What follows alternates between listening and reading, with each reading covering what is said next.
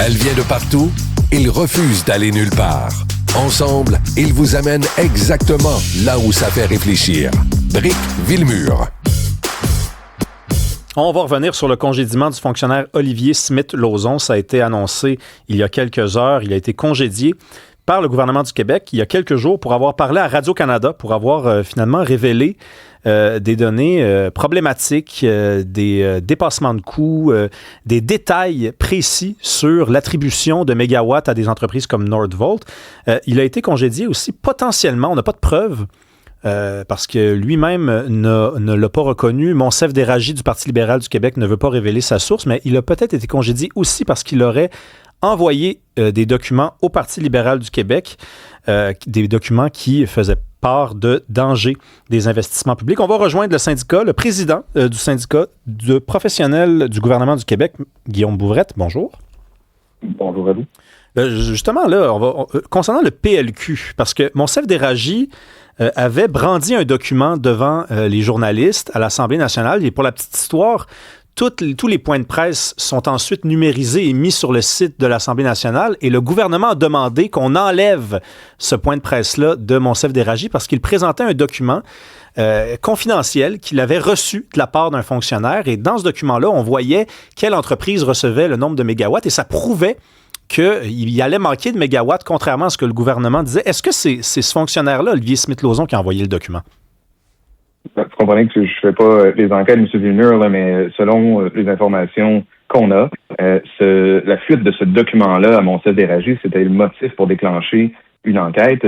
Maintenant, cette enquête-là n'a, selon nous, pas conclu à la participation d'Olivier Smith-Lauzon dans ça. Le ministère s'est donc permis une fouille plus élargie et c'est dans ce contexte-là qu'ils ont découvert des informations sur d'autres dossiers qu'il aurait donné à des journalistes de Radio-Canada dans le passé.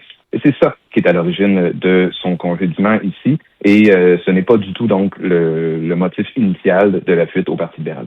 OK. Racontez-nous comment ça s'est déroulé, cette rencontre-là. Donc, vous lui avez parlé, j'imagine, ou en tout cas, certaines personnes dans votre syndicat lui ont parlé. Olivier Smith-Lauzon, lui, a été convoqué pour une rencontre. Puis le titre de la rencontre, là, c'était on s'inquiétait de qui avait envoyé le document au Parti libéral du Québec.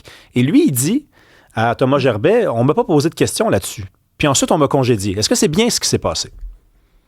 C'est exact. C'est effectivement ce qui nous est rapporté par Olivier. On l'a accompagné, nous, évidemment, dans ce processus-là, dès le départ, à partir du moment où il y a enquête qui était faite. Il faut savoir que le début de l'enquête concordait avec un congé sans traitement de quelques mois qu'il avait prévu depuis un moment déjà là, pour des raisons personnelles, et ça lui appartient.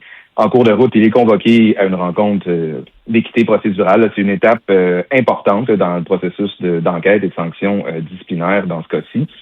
Maintenant, lors de la rencontre, il n'a pas été questionné là-dessus parce que les découvertes de l'employeur étaient tout autres. Et j'ajouterai, parce que ça fait partie des révélations de ce matin, que la première ministre avait déjà évoqué son congédiement avant même que cette rencontre d'équité procédurale elle ait lieu, avant même qu'il puisse donc donner sa version des faits et s'exprimer sur les gestes qui lui étaient reprochés. On l'avait déjà condamné sur la place publique. Oui, mais c'est quoi cette rencontre-là? Qu'est-ce qui s'est dit? Si on fait venir quelqu'un pour lui dire on enquête sur une telle affaire, mais on lui demande pas de se prononcer sur l'affaire, c'est quoi on a parlé de pêche, de hockey? Je pense que c'était les séries à ce moment-là. Vous comprenez que je ne suis pas présent à ces rencontres-là. On a des conseillers syndicaux, des experts qui accompagnent nos membres lorsqu'ils sont dans des situations comme ça. Alors, au cours de la rencontre, il a eu l'occasion de s'exprimer sur les faits qui lui étaient reprochés, mais de son propre aveu, en aucun temps, on ne l'a questionné sur la fuite au Parti libéral, qui était le motif originel de l'enquête, parce que, selon ses dires, il n'a rien à voir avec cette fuite-là. Alors, derrière ça, on se lance dans une chasse aux sorcières, dans une chasse aux sources journalistiques, alors que derrière ça, il y a des experts de l'État qui conseillent nos gestionnaires de fonds publics sur la marche à suivre, sur les investissements responsables qu'on doit réaliser. Et ce qu'on constate, c'est qu'on les écoute pas. Et par la suite, lorsqu'ils s'expriment courageusement sur la place publique, on les sanctionne. Il y a une loi, M.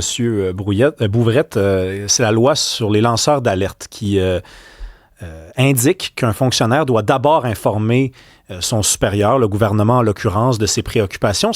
Qu'est-ce que ça veut dire, cette loi-là? Est-ce que, par exemple, d'aller cogner à la porte puis dire hey, « moi, je suis pas d'accord avec vous », ça nous dédouane et ça nous autorise ensuite à aller voir un journaliste? Est-ce qu'il faut fournir un document étoffé? Qu'est-ce que ça veut dire informer d'abord son employeur, en l'occurrence le gouvernement, de ses préoccupations avant d'aller voir les journalistes? C'est un processus qui est notamment complexe, mais qui a été mis à jour également dans les dernières années, parce que c'est pas le premier cas d'espèces comme ça. Là. Je me rappellerai le cas de Louis Robert, il y a quelques années, un agronome qui avait lui suivi l'ensemble des processus prévus par la loi à ce moment-là, c'est-à-dire d'aviser sa structure hiérarchique, et pour qui on n'avait pas assuré finalement la confidentialité de sa plainte. Il a choisi de se tourner vers des journalistes pour alerter l'opinion publique d'enjeux importants. Dans ce cas-ci, si on nous avait consulté au départ, on aurait pu accompagner peut-être davantage plutôt que de choisir cette voie-là, notre membre. Les enquêtes peuvent être faites maintenant directement par le protecteur du citoyen lorsqu'on divulgue des actes répréhensibles. Maintenant, derrière ça, même si le processus n'a pas été parfait, faut voir le fond. Olivier est un homme courageux qui a osé dénoncer des investissements risqués de la part du public et l'histoire lui a donné raison. On a dilapidé des sommes colossales dans des entreprises qui, dès l'analyse initiale, n'étaient pas recommandées comme investissement public. Mais selon votre compréhension de ce qui s'est passé, est-ce que la loi, il l'a respecté, votre fonctionnaire, votre membre? Je demande que je vous avoue d'informations par rapport à ça sur le détail. On accompagne Olivier dans sa défense. On va déposer, si c'est pas fait au moment où on se parle, un grief pour contester son congédiement. Et on va donc traiter tout le volet procédural dans ce contexte-là. On va nous aussi faire enquête et l'accompagner derrière ça. Mais je vous rappelle que dans la procédure, nous aussi, on a un exemple probant de la première ministre qui divulgue publiquement le congédiement d'un fonctionnaire qui n'est pas arrivé encore, qui n'a pas encore eu l'occasion de se faire entendre, qui n'a pas eu l'occasion de présenter une défense, soit par lui-même ou accompagné par son syndicat, nous en l'occurrence.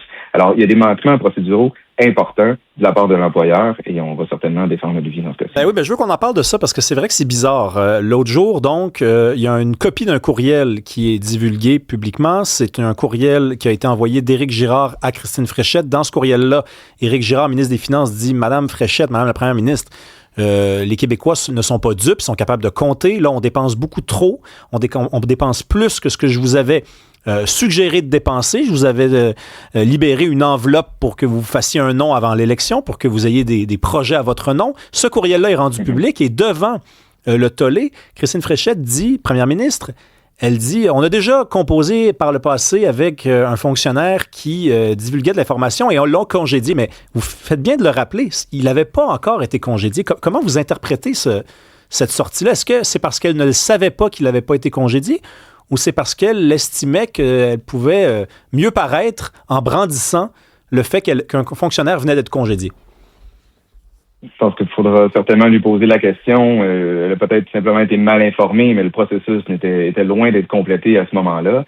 La sanction était donc annoncée avant même qu'on questionne, dans ce cas-ci, Olivier. Mais ce que ça nous donne comme information, M. Villemur, là, ça parle d'un gouvernement qui priorise le silence, qui priorise de protéger ses décisions et qu'elles soient faites en catimini plutôt qu'en pleine transparence dans l'opinion publique, plutôt que de réellement se questionner sur ces décisions-là. Est-ce qu'elles sont les bonnes lorsqu'on est gestionnaire de l'État?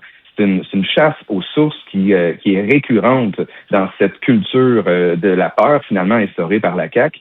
Et je vous donnerai un autre exemple. De l'automne dernier, il y avait une fuite de documents du ministère du Travail qui avait été communiqué au député de Québec solidaire, Alexandre Leduc, des critiques importantes de la part des experts à l'emploi du ministère par rapport au projet de loi 3 et à ses limites juridiques que le ministre a choisi d'ignorer. Ça lui appartient. Mais maintenant, la réaction du ministère à l'époque a été également de lancer une vaste enquête et de chercher les coupables qui osent parler dans l'appareil public alors qu'on a choisi au Québec de se doter d'une fonction publique forte, experte, indépendante. Et à de multiples reprises, le gouvernement nous a démontré qu'il n'a que faire de l'opinion des experts de l'État. Il préfère n'en faire qu'à sa tête. Concrètement, qu'est-ce que vous proposez? Vous êtes président du syndicat des professionnels du gouvernement. Est-ce que vous proposez que ce soit plus facile pour un fonctionnaire de dénoncer publiquement à des journalistes ou à un député de l'opposition des irrégularités, des trucs qui ne fonctionnent pas, sans courir le risque, par exemple, de perdre son emploi? Vous savez, si vous répondez oui à cette question-là, ce que ça implique, ça voudrait dire qu'on encouragerait la dénonciation. Je ne sais pas si vous êtes à l'aise de vivre dans ce monde-là. L'étape qu'on recommande aux gens, dans le cas de doute, consultez-nous. Consultez votre syndicat. On peut certainement se faire le porte-parole, un rempart, une protection, justement, envers des représailles, parce qu'on s'attend à des représailles présentement. Le gouvernement a instauré un climat de peur. Alors, contactez-nous, on va pouvoir accompagner dans ça. Et sinon, la loi prévoit également des divulgations directement auprès du protecteur du citoyen qui assure un processus, lui aussi, confidentiel. Et la confidentialité des processus, je termine peut-être là-dessus, ça protège tout le monde. Les gens qui, à juste titre, vont penser qu'il y a une situation problématique, s'ils ont raison, tant mieux. S'ils ont tort, ils l'auront signalé. Et on aura fait enquête, on se sera posé les bonnes questions. Ça protège également la confidentialité du processus. Ça protège les personnes qui sont visées. Après une enquête sérieuse, tierce, externe, on se gouvernera en fonction des conclusions. Maintenant, cette loi-là, elle existe pour permettre aux gens de lever des drapeaux rouges dans l'appareil public. Et les dernières années nous ont démontré qu'on les ignore trop souvent. Merci beaucoup, Guillaume Bouvrette, président du syndicat des professionnels du gouvernement du Québec. Au plaisir. À bientôt.